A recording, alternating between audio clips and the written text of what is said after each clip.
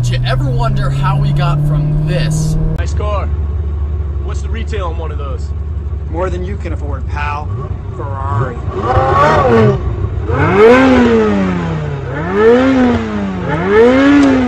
Smoke.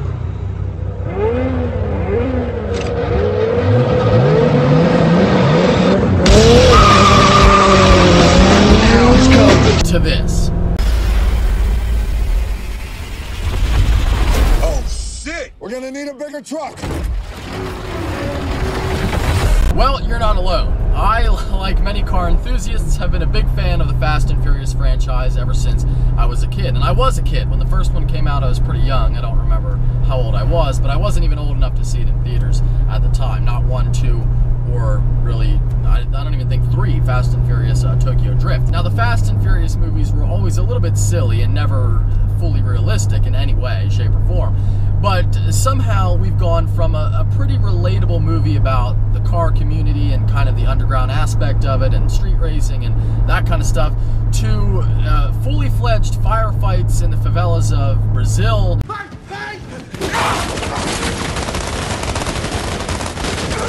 Jumping a car from skyscraper to skyscraper in Dubai.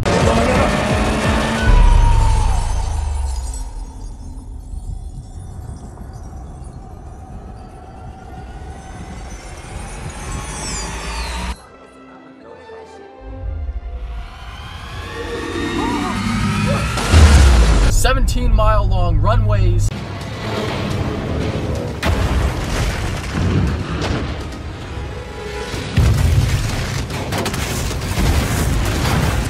And now, nuclear-powered submarines. Recently, I had the chance to see Fast and Furious 8, The Fate of the Furious, and as you would expect, I can't go into any detail about the film until it is released. But what I can tell you is, if we look at the trailer... You're a genuine outlaw, but you're his family. A hell of a job, brother. When we get back to the base, beer's on me. He's about to go up against the only thing they can't handle. You. Dominic Toretto just turned on us. Well, you look at that. Here they come. I don't know if the old Dom is in there. I don't give a damn. I'm taking you down. Toretto, let's play. You probably have a pretty good idea in your head of what happens in the film, and if you are somewhat intelligent, you're right. That's exactly what happens. Now, there are some twists and turns thrown in there to keep you on your toes, and it's not fully what you might think in the trailer, but it's pretty close. You know, it's a pretty easy to guess and straightforward storyline. I think that's the problem. You know, each one of these movies that comes out, I like it less than the one before. I didn't like 8 that much. I didn't like it as much as 7. I didn't like that one as much as 6, etc., etc. They've just strayed so far from what they once were, and I don't think that's necessarily a bad thing for every film. You know, I don't think that every film should just stay the same forever. But, you know, you look at number 1. Now, 1 was this story about a guy, an undercover cop, a young guy who was joining the underground racing scene to catch the bad guys. And it was a really cool story. And, of course, you know, he meets Dom, and that's how the whole thing gets started. Then you look at number 2, which was a direct sequel to number 1, and it made sense. You know, there was a timeline there. And then you had Fast and Furious Tokyo Drift, which was kind of was always the oddball, and a lot of people didn't like it. But I have to say, I didn't mind it that much. I thought it was okay.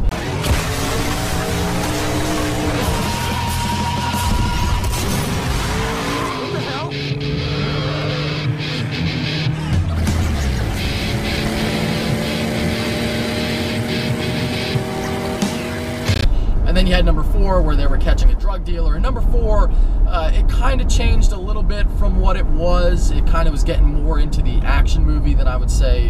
It was always an action movie, but it was mostly about cars and kind of small scale. And then they were trying to catch a drug dealer, like I said, and it became a little bit bigger, a little bit more intense, and strayed a little bit from just cars. But either way, it was still very much a Fast and the Furious film. And then you get into these new films, and there's nothing that connects the plot of one to the other. You look at 4 into 5, you know, they were on the run, they had broken Dom out of prison, and that's how they ended up in Brazil, and they wanted to pull off this big heist so that they could have money and they wouldn't have to worry about doing small jobs. Whatever they were doing to get money, they wouldn't have to worry about that anymore, and they would have enough money to live a free life, and they could get away from the law.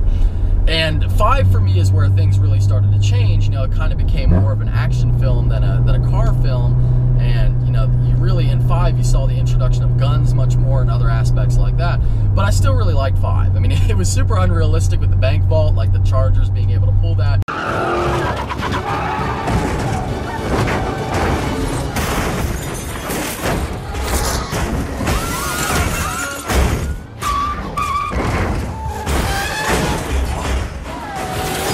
Through the streets, but either way, it was a cool movie, and I liked it. But for me, 5 is kind of where it ended. You know, there wasn't really a reason to go into a 6th film. But either way, 6 was okay too, and of course we still had Paul Walker, which is a big thing for this film as well, by the way. And I hate to say it, but without him, you know, to some degree, there is no Fast and the Furious. I realize that, you know, I don't think that, like, I'm not saying you should have ended it out of respect or because, you know, this isn't what he would want or anything like that. I'm just saying that, you know, it's kind of, the franchise is over without him. I mean, he's the main character, and he is what made the films great, in my opinion. He and, of course, Vin Diesel. There's nothing Fast and Furious about these new films. It's really just a team of action stars, secret agents who go around the world doing more and more ridiculous things. The one great aspect that has remained is the cars, which unfortunately we don't get to see anymore, but the cars are still really badass. You know, especially Fast 7, you had that scene where they jumped out of the back of a C-130, and you had this really cool lifted Dodge Charger on mud tires. Here we go.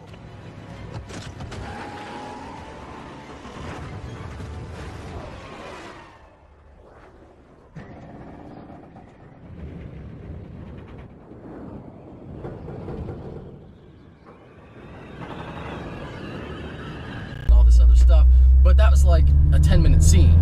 And Fast 8 is kind of the same deal. You don't really get to see the cars that much, and the cars you do see, it's basically an advertisement for Dodge. Now, you might be saying, well, you're only mad because you're a Chevy fanboy, but really, I don't care what it is. I don't care if it's Fords, Chevys, Dodges, Nissans, or anything else. But since we have so many awesome cars out there in the market right now to choose from, I would like to see maybe just a tad bit more diversity. Either way, Fast and Furious 8, The Fate of the Furious is, God, so many Fs, is an enjoyable film, and I'm guessing if you go to see this, it's not going to be your first Fast film, so you kind of know what to expect.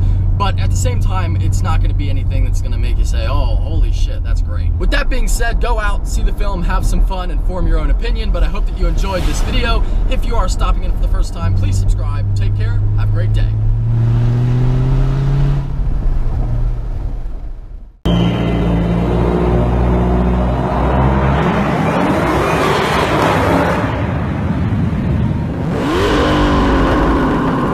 Alright, so a quick message here at the end of the video. My camera is sitting on a pile of tires. If you're new to the channel, this is normally where my Corvette goes. It is out getting a new exhaust. But I wanted to talk about the Demon real quick. Of course, it was revealed tonight, and I know everybody's going to be asking me about this car, and I figured it would be appropriate since we did talk about Fast 8, which the Demon is in. So I have the specs right here, and the Demon can hit 60 miles per hour in 2.3 seconds.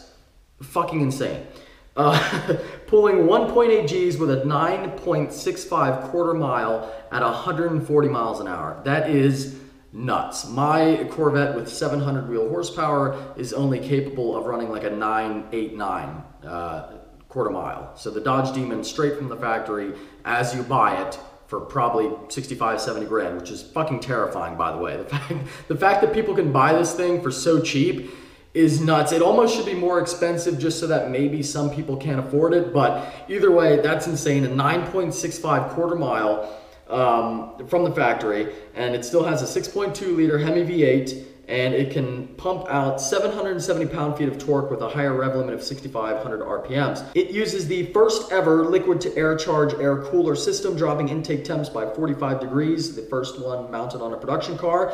In addition, it comes with updated rear gearing to help with torque, as I would imagine is necessary. The largest functional cool air intake system on a production car, a massive 2.7 liter supercharger offering 14.5 pounds of boost. And that's really about it. And I apologize that I'm reading off of the phone, but all these specs were just released. I don't have them memorized yet. But what is my opinion on the Demon? I think it's cool. I think it's incredible. I owned a Hellcat, and I thought that was going to be like the horsepower king pretty much forever. And now, of course, Demon blows it out of the water. I don't think anything's going to come along and beat this car in the quarter mile for a long time. Even the GT500 you know, maybe, but I mean, this car is so ridiculous. You can buy it without a passenger seat or back seats, and then you can buy those options back for $1. It was actually banned by the NHRA for competition. I don't know why they would ban it.